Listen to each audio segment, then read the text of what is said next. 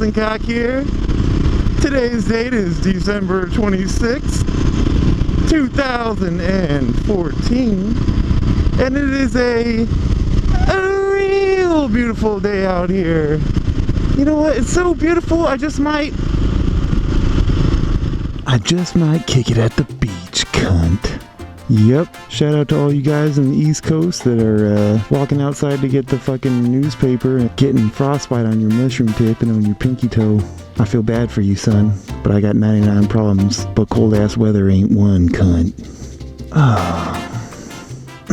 Definitely nice to be out and hanging out at the beach on December 26th. You guys are inside fucking bundled up with blankets with the fire rolling and the heater on full blast. And I'm just chilling at the beach. Yeah. Long Beach definitely does suck as far as the actual beach goes, though. Cause they have all those breakers out there that, you know, for the boats when they come in, so they're not getting fucking their mushroom tips rocked by waves. So that's why it looks pretty much like a fucking lake. But you go to like Hermosa or Redondo or Malibu, and that's where you can get your waves. Oh, and don't forget Huntington. Ugh. Well, I'm done dicking around at the beach, cunt. Let's go ahead and get back to the vlog. It's kind of nice to be able to go ahead and work on your mushroom tip tan out in the middle of December or the end of December. You know, one of the joys of living in Southern California.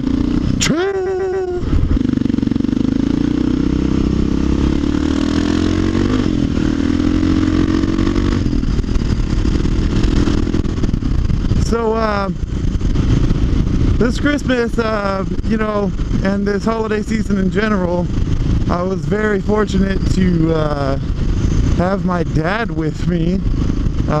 He wasn't in any, no health-related issues or anything like that, but he was actually trapped in Mexico. Yeah, he's a white dude, born and raised in fucking America, but this is what happened. So I'll try to make this as short and sweet as possible, but basically my uncle was diagnosed with cancer. What he wanted to do is he lives on a boat and he likes to go sailing. So they've always wanted to do this trip where they went from Long Beach all the way down to Cabo, you know, dick around in Cabo for a while and get some pinas coladas and things like that. So they were like, you know, I don't know how much time I have left on this earth, so let's go ahead and just fucking do it. So they actually sailed all the way out to Cabo, and when they got to Cabo, he got really sick. So he had to fly back to America and, you know, see his doctor, so he wasn't able to go back and get his boat. So they hired the help of my dad and a couple of other guys to get the boat safely back from Cabo to Long Beach.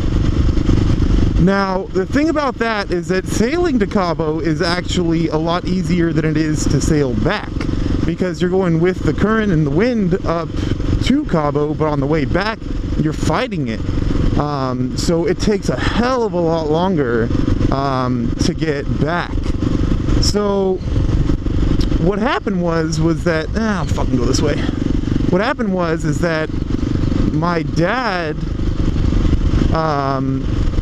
he was sailing with this older guy, but, you know, he's been sailing all of his life, and he's like, yeah, I can go out for, you know, 2-3 weeks, whatever. That's not a big deal. Let's do it. So my dad flew down there, and they picked up the boat, fixed it up a bit, and they were on their merry way. About halfway through the trip, with a little over, I would say about a week and a half of sailing left to go, they stopped at this place in Mexico. It's a really, really small village in Mexico, and they stopped there to get fuel and all kinds of shit. So while they're stopped at this fucking place, the guy that my dad is with, mind you, it's just them two. You need a couple of people. It's a big boat. It's about a I think it's like a 58 footer. So you need 2 people. You know, if you're sailing 24 hours, you need 1 person on, you know, per shift, and then you guys take turns sleeping. This guy says, oh, I need to go home for a couple days. I have a family emergency, and I need to go ahead and see my family real quick, and I'll be back. I'll be back. My dad is like, all right, well, you better get the fuck back here, because, you know, I can't sail this fucking thing by myself. So my dad takes him to shore. He takes a bus back to America. Once he gets back, he calls my dad up on the phone. He's like, look, I'm not coming back. And my dad straight up said, yeah, no fucking shit. I didn't think you were gonna come back, but I'm not gonna fucking force you to stay on a boat. You know, I'm not a fucking kidnapper. So essentially, you know, it would have been really, really dangerous for my dad to sail all the way back by himself. So he was literally sitting in Mexico in the middle of the ocean on a boat, anchored, for about, I think it was like 12 days. Just out there by himself. A couple of storms broke out. And, you know, he had to battle all that. He had to deal with all of his anchors breaking and having to use these tiny anchors that are usually reserved for little dinghies on a 55-foot boat. And it was just awful, but I guess he met some crazy Russian kid, about 30-year-old kid, that was sailing all by himself, and I guess his autopilot broke on his boat, and he was all by himself. It was a smaller boat, so he can manage it. So my dad helped that kid out and gave him a bunch of spare parts that were on his boat. And then so that kid was so grateful that my dad spent like half a day like helping this kid, like, you know, fix some parts on his boat that he needed for, you know, long distance travel, that kid actually spread the word about it. And he was telling everyone, he's like, yeah, there's this guy that's out there in the middle of the ocean, and, you know, blah, blah, blah, you know, he's pretty much stranded out there. So he had a bunch of the guys that were, you know, regulars at that port. They went out and they, you know, hooked my dad up with a fucking, with an anchor. They took him back into town so he can get supplies until they could find someone to sail him back to California. Helped him transport fuel and all that shit.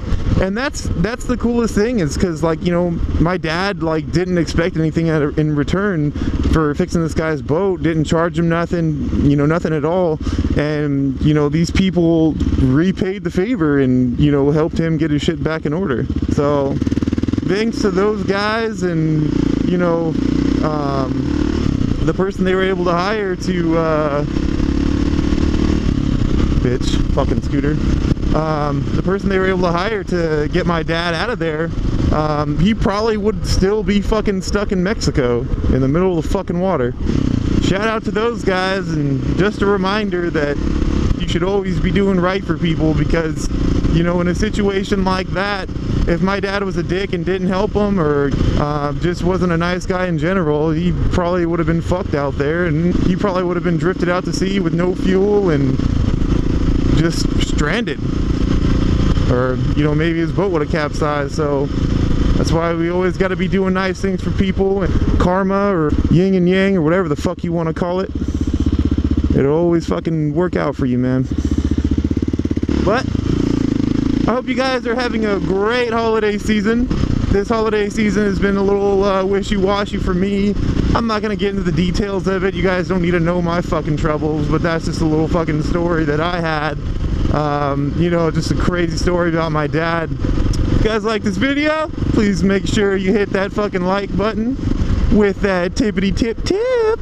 And if you dislike this video, go ahead and go knuckle deep in your goody hole and handle that mouse nice and diligently and hit that dislike button, because we all know that's the only way you can dislike an Arson cunt video. Fuck out the way, bitch ass. And of course, don't forget to comment and tell me how much you hate my videos, and how much you hate Long Beach and all that shit, and how you're so jealous that I live in a warmer climate in the Christmas time. Fuck your white Christmas.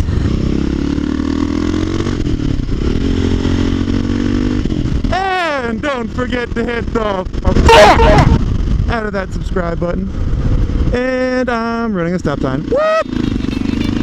And you have yourself a fantastic day.